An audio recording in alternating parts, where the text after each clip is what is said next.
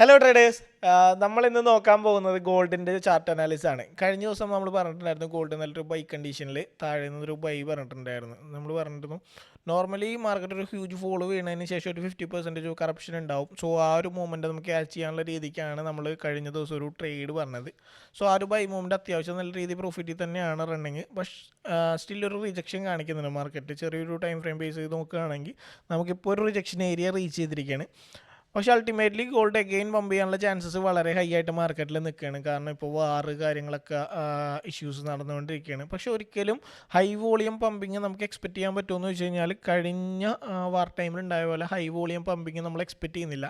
കാരണം ഇപ്പോൾ recently US ഇലക്ഷനൊക്കെ കഴിഞ്ഞിട്ടേ ഉള്ളൂ. സോ അത് ഒരു പാച്ചപ്പ് ചെയ്യാനുള്ള ചാൻസസ് വളരെ കൂടുതലാണ്. എന്നാൽ പോലും നമുക്ക് എന്ത് ഗോൾഡിലൊരു അപ്പ് മൂവ്മെൻറ്റ് പ്രതീക്ഷിക്കാം.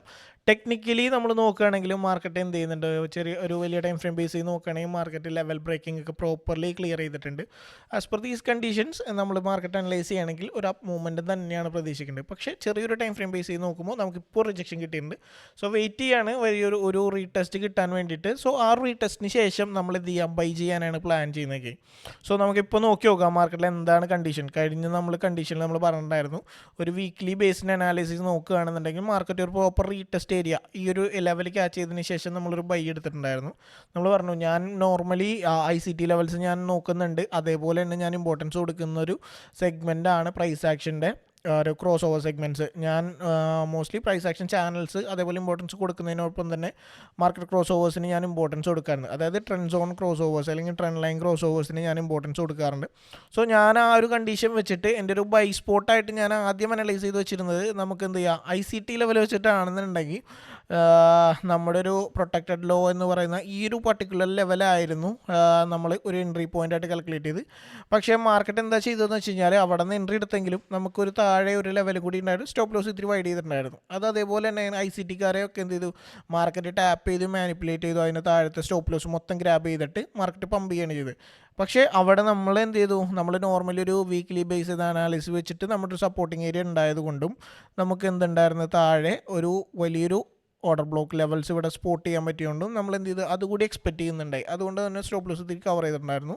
പക്ഷേ ഈ ICT ഓർഡർ ബ്ലോക്ക് വെച്ചിട്ടാണ് നോക്കുകയാണെന്നുണ്ടെങ്കിൽ ഈ ഓർഡർ ബ്ലോക്ക് ഒന്നും ടാപ്പ് ചെയ്തിട്ടില്ല. പക്ഷേ ലിക്വിഡിറ്റി വെച്ചിട്ട് നമ്മൾ ചെയ്യുന്ന പരിപാടി വെച്ചിട്ട് നോക്കുകയാണെങ്കിൽ നമ്മൾ എന്ത് ചെയ്തു, ഒരു ട്രെൻഡ് സോൺ വരച്ചിട്ടുണ്ടായിരുന്നു. ഈ താഴെയുള്ള ലിക്വിഡിറ്റി ടാപ്പ് ചെയ്ത് ഈ ഒരു ഇൻവേഴ്സ് അതായത് ഇംബാലൻസ് ഉണ്ടായിരുന്നു നമുക്കിവിടെ.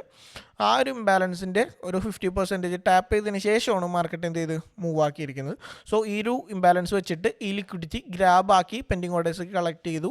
അതിനുശേഷം നമുക്ക് എന്ത് ചെയ്യാം, മാർക്കറ്റ് നമ്മുടെ ഒരു വീക്ക്ലി സപ്പോർട്ട് വന്നു. അതിനെ നമുക്ക് സപ്പോർട്ട് ചെയ്യുന്ന രീതിയിൽ നമ്മൾ എന്ത് ചെയ്യുന്നു, ഒരു ട്രെൻഡ് ലൈൻ സപ്പോർട്ടിംഗ് എന്നുള്ള കണ്ടീഷനിൽ നമ്മൾ എന്ത് വരച്ചിട്ടുണ്ടായി, മുകളിൽ നിന്ന് താഴേക്ക് ഒരു സോൺ വരച്ചിട്ടുണ്ടായി. സോ അതിന് താഴെ നമുക്ക് ക്രോസ് ഓവർ ഇട്ടത് ഈ ഒരു പർട്ടിക്കുലർ ഏരിയയിലാണ്. സോ ആ ഒരു ക്രോസ് ഓവറിന് താഴെയായിരുന്നു നമ്മുടെ സ്റ്റോപ്പ് ലോസ്. സോ അവിടെ നിന്ന് നമ്മൾ എന്ത് ചെയ്തു, ഒരു ട്രേഡ് ബൈ എടുത്തിട്ടുണ്ടായി. മാർക്കറ്റ് മൂവ് ചെയ്തു. നമ്മൾ എക്സ്പെക്റ്റ് ചെയ്ത 50% എന്ന് പറയുന്നത് നമ്മൾ കാൽക്കുലേറ്റ് ചെയ്തത് ഈ ഒരു പർട്ടിക്കുലർ ഏരിയയുടെ 50% ഓഫ് കറപ്ഷൻസ് ആയിരുന്നു. നമുക്ക് നോക്കി നോക്കാം അത് റീച്ച് ചെയ്തിട്ടുണ്ടാകും നോക്കാം. 50% ഒക്കെ മാർക്കറ്റ് ഓൾമോസ്റ്റ് ടാപ്പ് ചെയ്തു. ദെൻ 61% നിയർലി 61% വരെയൊക്കെ പോയിട്ടുണ്ട് മാർക്കറ്റ്. പക്ഷേ ആ ഒരു ലെവൽ ഓഫ് റിജക്ഷൻ മാർക്കറ്റ് എന്തായാലും ഷോ ഓഫ് ചെയ്യും. നോർമലി അപ് ട്രെൻഡ് ആയിക്കോട്ടെ, ബൈ ലെവൽ സെൽ മൂവ് ആയിക്കോട്ടെ, വാട്ട് എവർ, മാർക്കറ്റിൻ്റെ ഒരു റിജക്ഷൻ ആ ഏരിയ എന്ന് കാണിക്കും. കാരണം എന്താണ്, ഗോൾഡാണ്. മാർക്കറ്റ് ഇംബാലൻസുകൾ ഫില്ല് ചെയ്ത് പോകാനുള്ള ചാൻസസ് വളരെ കൂടുതലാണ്. ഒബിയസ്ലി നമുക്ക് മാർക്കറ്റ് കാണുമ്പോൾ ആ ബൈ മൂവ്മെൻറ്റിൻ്റെ ഒരു മാർക്കറ്റ് ഇംബാലൻസ് നമുക്ക് എന്ത് ചെയ്യാം, താഴെ കാണാൻ പറ്റും. ഒരു ഡെയിലി ബേസിൽ നോക്കുകയാണെങ്കിൽ നമ്മൾ എന്ത് ചെയ്തു, ചെറിയ ടൈം ഫ്രെയിമിലോട്ട് വന്ന് നോക്കുകയാണെന്നുണ്ടെങ്കിൽ നമുക്ക് എന്ത് ചെയ്യാം, പ്രോപ്പർലി ഈ ഒരു ബൈ മൂവ്മെൻറ്റ് ക്യാച്ച് ചെയ്താക്കുന്നത് നമുക്ക് എന്ത് ചെയ്യാം, ഇവിടെ ഒരു ക്രോസ് ഓവർ ആയിട്ടുണ്ട്. അതായത് ഞാൻ ഇവിടെ വർക്കൗട്ട് ചെയ്യുന്ന എൻ്റെ സ്ട്രാറ്റജീസ് വെച്ചിട്ട്, അതായത് ഇപ്പോൾ ഞാൻ ക്രോസ് ഓവർ സ്ട്രാറ്റജീസ് ഞാൻ വർക്കൗട്ട് ചെയ്യുന്നുണ്ട്. ഞാൻ പറഞ്ഞു എല്ലാവർക്കും അത് കംഫർട്ട് ആവണമെന്നില്ല. ഞാൻ ഒരിക്കലും അതിനെ എല്ലാവരും ചെയ്യണമെന്നല്ല. എൻ്റേതായ സ്ട്രാറ്റജി ഞാനായിട്ട് ഡെവലപ്പ് ചെയ്ത് ഞാൻ ചെയ്യുന്നതെന്നുള്ള കണ്ടീഷനാണ്. നിങ്ങൾക്ക് നിങ്ങളുടേതായ സ്ട്രാറ്റജീസിലോട്ട് മാറാൻ പറ്റും. പക്ഷേ കുറച്ചും കൂടി മോർ ഓവർ ദി ഇമ്പോർട്ടൻസ് ഞാൻ കൊടുക്കുമ്പോൾ, ഒരു ട്രേഡ് എൻട്രി ചെയ്യുമ്പോൾ ഞാൻ കുറച്ചും കൂടി ഇമ്പോർട്ടൻസ് കൊടുക്കുന്നത് ഞാൻ എൻ്റെ cross overs levels find out ചെയ്യുകയാണെന്നാണ്. സോ എനിക്ക് ഇവിടെ ഒരു ക്രോസ് ഓവർ ലെവൽ കിട്ടിയിട്ടുണ്ട്. ദെൻ അതായിട്ട് ക്ലബ് ചെയ്യുമ്പോൾ എൻ്റെ കണ്ടീഷനിൽ മാർക്കറ്റ് പോയി. മാർക്കറ്റ് എന്ത് ചെയ്തു, ഈക്വൽ ഹൈസ് അടിച്ചു, ഒരു റിജക്ഷൻ കിട്ടിയിട്ടുണ്ട്. സോ ഞാൻ എന്ത് ചെയ്യുന്നു, സ്വാഭാവികമായിട്ട് റിജക്ഷൻ ആണെന്നുണ്ടെങ്കിൽ അതായിരിക്കും എൻ്റെ ലെവൽ ഓഫ് മൂവ്മെൻറ്റ്. സോ ആ ഒരു ഹൈനെ ഞാൻ ഫിബ് ലെവൽ വെച്ച് കാൽക്കുലേറ്റ് ചെയ്യുമ്പോൾ എൻ്റെ ക്രോസ് ഓവറിന് എനിക്ക് കിട്ടിയിരിക്കുന്ന പർട്ടിക്കുലർ ഏരിയ 50 to 61 ലെവലിൽ എനിക്കൊരു ക്രോസ് ഓവർ കിട്ടിയിട്ടുണ്ട്. സോ ഞാൻ ഒബിയസ്ലി അതൊരു സ്ട്രോങ് സപ്പോർട്ടാണെന്ന് ബിലീവ് ചെയ്യുന്നു. സോ ഞാൻ റീസെൻ്റ്ലി എൻ്റെ എക്സ്പീരിയൻസ് വെച്ചിട്ട് ഞാൻ എന്ത് ചെയ്യുന്നു, ആ ഒരു പർട്ടിക്കുലർ ഏരിയ റീച്ച് ചെയ്ത് കഴിയുമ്പോൾ ഞാൻ അവിടെ നിന്നൊരു ട്രേഡ് ബൈ പ്ലേസ് ചെയ്യും. കറൻ്റ്ലി ഞാനിപ്പോൾ ഒരു സെല്ലിലാണ് ഉള്ളത് ഗോൾഡിൻ്റെ. പക്ഷേ അത് മിനിമം ക്വാണ്ടിറ്റി ആണ്. കാരണം മാർക്കറ്റ് ഫണ്ടമെൻറ്റ്സ് അത്രയും സ്ട്രോങ് ആയിക്കുന്ന കണ്ടീഷനാണ്. സോ ഒരിക്കലും ഞാൻ എന്ത് ചെയ്യില്ല, ബൈക്ക് ഈ കറൻ്റ്ലി ഇവിടെ നിൽക്കുന്നിടത്ത് ഒരിക്കലും ഞാൻ എന്തായാലും ബൈ ചെയ്യില്ല കേട്ടോ.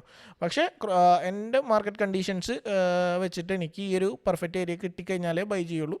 പക്ഷേ ഞാൻ സെല്ല് ചെയ്തിട്ടുണ്ട്. സെല്ല് ചെയ്യണമെന്ന് വെച്ചാൽ ഈക്വൽ ഹൈസ് ക്രിയേറ്റ് ചെയ്തു. പ്രീവിയസ്ലി ഉണ്ടായിരുന്നൊരു ഹൈ മാർക്കറ്റ് മാനിപ്പുലേറ്റ് ചെയ്തിട്ടുണ്ട്. ദെൻ എനിക്കൊരു മൈനർ ട്രെൻഡിൽ, അതായത് ഒരു മേജർ ബ്രേക്ക് ഓഫ് സ്ട്രക്ചർ കിട്ടിയിട്ടുണ്ടെന്ന് വെച്ചാൽ മെയിൻ ബ്രേക്ക് ഓഫ് സ്ട്രക്ചർ കിട്ടിയിട്ടില്ല. മറിച്ച് എനിക്ക് എന്ത് ചെയ്തിട്ടുണ്ട്, ഒരു മൈനർ BOS കിട്ടിയിട്ടുണ്ട്. ഞാൻ ക്ലിയർ ചെയ്ത് കാണിച്ചു തരാം. മൈനർ BOS കിട്ടിയത് എനിക്ക് ഈ ഒരു പർട്ടിക്കുലർ ഏരിയയിലാണ്. സ്വിങ് ഹൈ മാനിപ്പുലേഷൻ കഴിഞ്ഞു. Then strong selling pressure indicate ചെയ്തു. ഞാൻ സെല്ല് എടുക്കുന്നത് ഈ ഒരു പർട്ടിക്കുലർ ഏരിയയിൽ ടാപ്പ് ചെയ്തപ്പോഴാണ്. കാരണം എനിക്കിവിടെ ഇത്രയും വലിയൊരു ഇംബാലൻസ് ഉണ്ടായിരുന്നു. അപ്പോൾ ഒരു ഇംബാലൻസിനെ കവർ ചെയ്യുന്ന രീതിക്ക് എനിക്ക് എന്ത് ചെയ്യുന്നുണ്ട്, ഇവിടെ ഒരു പെൻഡിങ് ഓർഡർ കളക്ഷൻ ആയിട്ട് എനിക്ക് വേണമെന്നുണ്ടെങ്കിൽ ഇതിനെ കാൽക്കുലേറ്റ് ചെയ്യാം. സോ ഈ ഒരു ഏരിയ റീച്ച് ചെയ്തപ്പോൾ ഞാൻ ഇവിടെ നിന്നൊരു സെല്ല് എടുത്തിട്ടുണ്ട്. അത് മിനിമൽ ക്വാണ്ടിറ്റി ആണ്. ഞാൻ പറഞ്ഞു മാർക്കറ്റ് അപ്പ് ട്രെൻഡാണ്. സോ സെല്ല് ചെയ്യേണ്ടത് എപ്പോഴും മിനിമൽ ക്വാണ്ടിറ്റി ആയിരിക്കണം. കാരണം എഗെയിൻസ്റ്റ് ട്രെൻഡാണ്, അതായത് ട്രെൻഡിന് എഗെയിൻസ്റ്റ് ട്രേഡ് ചെയ്യണമെന്നുണ്ടെങ്കിൽ എപ്പോഴും അധികം ക്വാണ്ടിറ്റി ആഡ് ചെയ്യരുത്. ദെൻ അവിടെ നമ്മൾ സെല്ല് ഹോൾഡ് ചെയ്തിട്ടുണ്ട്. താഴേക്ക് ഇവിടെ വരെയാണ് നമ്മൾ 2600 വരെയാണ് നമ്മൾ ടാർഗറ്റ് കാണുന്നത്. കാരണം റൗണ്ട് ഫിഗേഴ്സിന് എപ്പോഴും മാർക്കറ്റ് ക്യാച്ച് ചെയ്യാനുള്ള ടെൻഡൻസീസ് കൂടുതലായിരിക്കും. പക്ഷേ ബൈ ലിമിറ്റ് നമ്മൾ വരുന്നത്, അല്ലെങ്കിൽ ബൈയിങ് ഏരിയ ആയിട്ട് വരുന്നത് 2597 എൻ്റെ ഒരു ബൈയിങ് ഏരിയ ആയിട്ട് ഞാൻ കൺസിഡർ ചെയ്യുന്നത്. സോ ഈ ഒരു ഏരിയയിൽ നിന്ന് എനിക്ക് കൺഫർമേഷൻ കിട്ടിക്കഴിഞ്ഞാൽ ഞാനത് ബൈ ട്രേഡ് കയറ്റിക്കൊണ്ടിരിക്കും.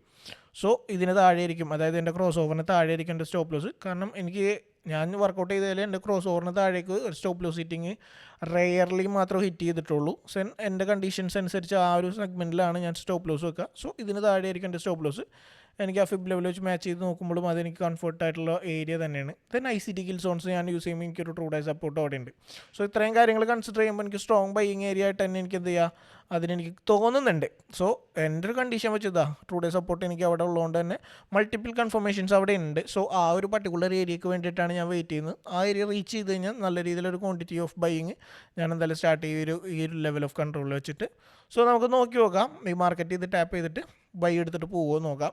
നമുക്ക് എന്തായാലും ഇതാണ് ഗോൾഡിൻ്റെ കണ്ടീഷൻ. ഇൻ ഫ്യൂച്ചറിലേക്കുള്ള കണ്ടീഷൻ ആണെന്നുണ്ടെങ്കിൽ എൻ്റെ ഒരു അനാലിസിസ് വെച്ചിട്ട് ഇൻ ഫ്യൂച്ചറിൽ ഗോൾഡ് ഒരു കൺസോൾട്ടേഷൻ മൂവ്മെൻറ്റാണ് ഞാൻ എക്സ്പെക്ട് ചെയ്യുന്നത്. ഇമ്മീഡിയറ്റ്ലി ഒരു സഡൻ ഹൈക്ക് ഞാൻ എക്സ്പെക്ട് ചെയ്യുന്നില്ല. പക്ഷേ ഇനി വരുന്ന ദിവസങ്ങളിൽ എന്തെങ്കിലും വാറിൻ്റെ എന്തെങ്കിലും ഇഷ്യൂ വരികയാണെന്നുണ്ടെങ്കിൽ നമ്മൾ വിചാരിച്ചതിനേക്കാളും കൂടുതൽ മൂവ്മെൻറ്റും ഗോൾഡ് പോകാനുള്ള ചാൻസസ് ഉണ്ട്. ഇപ്പോൾ കറൻ്റ്ലി എൻ്റെ ഒരു എക്സ്പെക്റ്റേഷൻ എന്ന് പറയുന്നത് ഈ ഒരു ഏരിയയിൽ നിന്ന് ബൈ മാർക്കറ്റ് കൺസോൾട്ടേറ്റ് ചെയ്ത് വരികയാണെന്നുണ്ടെങ്കിൽ, അല്ലെങ്കിൽ ഒരു മൂവ്മെൻറ്റ് ക്യാച്ച് ചെയ്യുകയാണെന്നുണ്ടെങ്കിൽ ഞാൻ ഇവിടെ നിന്ന് എന്തായാലും ഒരു ബൈ പൊസിഷൻ കീപ്പ് ചെയ്യും. ദെൻ എൻ്റെ ലെവൽ ഓഫ് റെസിസ്റ്റൻസ് എന്ന് പറയുന്നത് ഈ ഒരു പർട്ടിക്കുലർ ഏരിയ ആയിട്ട് കൺസിഡർ ചെയ്തിട്ട് ഞാൻ ഈ റെസിസ്റ്റൻസിൽ നിന്ന് എക്സിറ്റ് ആവുകയാണ് ചെയ്യാനാണ് എൻ്റെ പ്ലാന്. ദെൻ ഹൈ മൂവ്മെൻറ്റ് ആണെന്നുണ്ടെങ്കിൽ പോസിബിലിറ്റി ഓഫ് ഹൈ മൂവ്മെൻറ്റും കാൽക്കുലേറ്റ് ചെയ്യുമ്പോൾ ഈ ഒരു ലിക്വിഡിറ്റി ഗ്രാബ് ചെയ്യാനുള്ള ചാൻസസ് കൂടിയുണ്ട്. പ്രീവിയസ്ലി ഉള്ള ഈ ഒരു സ്വിങ് ഹൈൻ്റെ ലിക്വിഡിറ്റിയും കൂടി ഗ്രാബ് ചെയ്യാനുള്ള ചാൻസസ് ഉണ്ട്. സോ അതുകൂടി നിങ്ങൾ കൺസിഡർ ചെയ്യണം. ഒരിക്കലും ഈ ഓർഡർ ബ്ലോക്ക് ഞാൻ എന്തായാലും കൺസിഡർ ചെയ്യുന്നില്ല, പക്ഷേ ഈ ലിക്വിഡിറ്റി ഞാൻ കൺസിഡർ ചെയ്യുന്നുണ്ട്. സോ ഈ ഒരു ടാപ്പിംഗ് ഏരിയ ആണോ, ഈ ഒരു ലിക്വിഡിറ്റി ലെവലാണോ പോകുന്നത് നമുക്ക് നോക്കാം. എന്തായാലും ഈ താഴേക്ക് വരികയാണെന്നുണ്ടെങ്കിൽ പ്രോപ്പർലി ഈ ഒരു ഏരിയ നിങ്ങൾക്ക് ബൈ എടുക്കാം. ദെൻ അറ്റ്ലീസ്റ്റ് എന്ത് ചെയ്യുക, ഈ ഒരു റെസിസ്റ്റൻസ് ലെവൽ വരെ നിങ്ങൾക്ക് എന്ത് ചെയ്യുക, ടാർഗറ്റ് കീപ്പ് ചെയ്യാൻ പറ്റും. സോ ഇതാണ് ഇന്നത്തെ ഗോൾഡ് മാർക്കറ്റ് അപ്ഡേറ്റ് ആയിട്ട് എനിക്ക് പറയാൻ പറ്റുന്നത്. സോ ഹയർ ടൈം ഫ്രെയിംസിലോട്ടും ഞാൻ ബൈ തന്നെയാണ് കാണുന്നത്. സോ സെല്ലെപ്പോഴും നിങ്ങൾ എന്ത് ചെയ്യുക, മിനിമം റിസ്കിൽ മാത്രം ടാപ്പ് ചെയ്തിട്ട് ഈ ഒരു ബൈ ട്രേഡിന് വേണ്ടി വെയിറ്റ് ചെയ്യുന്നതായിരിക്കും കുറച്ചും കൂടി ബെറ്റർ എന്ന് എനിക്ക് തോന്നുന്നത്. സോ ലെറ്റ്സ് സീ എന്താണ് മാർക്കറ്റിൽ നടക്കാൻ പോകുന്നത് നോക്കാം. സോ 2660 റേഞ്ച് 2660 എന്തായാലും ഒരു കൺഫേം ആയിട്ട് ഹിറ്റ് ചെയ്യേണ്ട ഒരു ടാർഗറ്റ് ലെവലാണ്. സോ നമുക്ക് എന്താ വെയിറ്റ് ചെയ്തിരുന്ന് നോക്കാം. ബൈ വീണ്ടും ഡീറ്റെയിൽസ് നമുക്ക് എന്ത് ചെയ്യാം, ഷെയർ ചെയ്യാം. അപ്ഡേറ്റ്സും കാര്യങ്ങളായിട്ട് നമുക്ക് നോക്കാം. എഡ്യൂക്കേഷൻ കണ്ടൻസ് ആയിട്ടുള്ള വീഡിയോസ് അങ്ങനെയുള്ള കാര്യങ്ങളായാലും ദെൻ മാർക്കറ്റ് അനാലിസിസ് ആയാലും നമുക്ക് അടുത്ത വീഡിയോയിലും കാണാം. സോ അതുവരേക്കും ബൈ.